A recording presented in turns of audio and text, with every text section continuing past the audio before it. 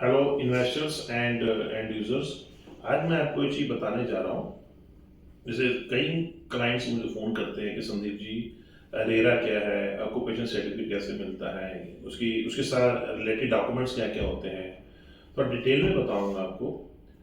RERA एक government organisation है।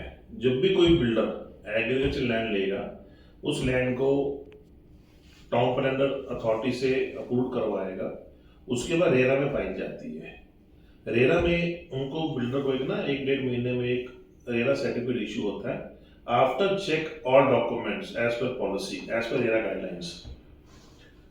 उसमें 4 ईयर का या 4.5 ईयर का बिल्डर को टाइम मिलता है कि आप ये प्रोजेक्ट 4 ईयर में कंप्लीट करोगे, 6 मंथ आपको ग्रेस पीरियड मिलेगा।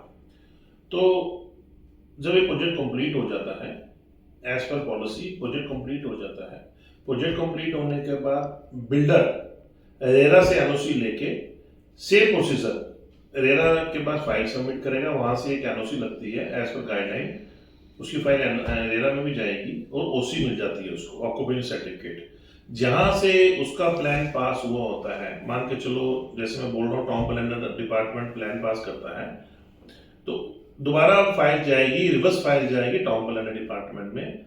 टाउन प्लानर डिपार्टमेंट में फाइल के साथ एनओसी लगी होती है कि लाइट है, वहां पे लाइट की NOC, electric NOC electric department से, पीडब्ल्यूडी की एनओसी, अगर फ्रंट पे रोड बड़ी है तो पीडब्ल्यूडी का आएगा, अगर कोई विलेज में लैंड है तो ग्राम पंचायत की एनओसी लगती है, सीवेज की एनओसी लगती है म्यूनसिपल कॉर्पोरेशन से, वाटर की एनओसी लगती है।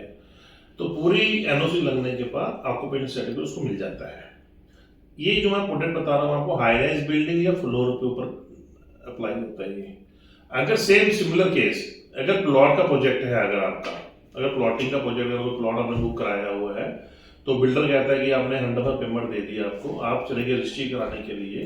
तो आप डॉक्यूमेंट, रजिस्ट्री डॉक्यूमेंट्स के बीच में आप सबसे पहले मेन इंपॉर्टेंट है, आप चेक करो सीसी सर्टिफिकेट है, कमर्शियल सर्टिफिकेट होता है।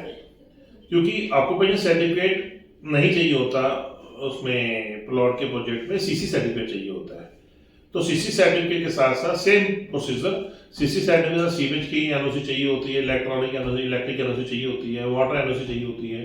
तो बिल्डर को फिर अप्रूवल मिल जाता है कि आप रजिस्ट्री करो। सीसी चाहिए होता है बेसिकली। तो कोई भी रजिस्ट्री आप अगर प्लॉट की कराते हो, किसी बिल्डर की भी कराते हो, चाहे महाराष्ट्र हो, चाहे जयपुर हो, चाहे हरियाणा हो, तो सीसी सर्टिफिकेट बहुत इंपॉर्टेंट होता है प्लॉटिंग के प्रोजेक्ट में।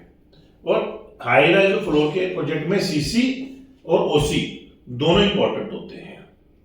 जब ये प्रोजेक्ट पूरा कंप्लीट हो जाता है, पूरा 100% प्रोजेक्ट आप लोगों को पोजीशन मिल जाता है, उसके बाद बिल्डर को कितना टाइम, बिल्डर इस प्रोजेक्ट को कितने महीने के लिए या साल के लिए मेंटेन करता है, आरडब्ल्यू क्या होती है, सोसाइटी कैसे बनती है, आरडब्ल्यू की रिस्पॉन्सिबिलिटी क्या होती है, प्रोजेक्ट बनने के बाद बिल्डर की लाइबिलिटी, बिल्डर की रिस्पॉन्सिबिलिटी क्या होती है, ऑक्यूपेशन सर्टिफिकेट, ओसी, आरडब्ल्यूए, रेरा, इन सारी चीजों के लिए अगर आपको कोई भी प्रॉब्लम आती है कोई बिल्डर से, तो आप मुझे नीचे दिए नंबर पे आप मुझे कॉल कर सकते हो।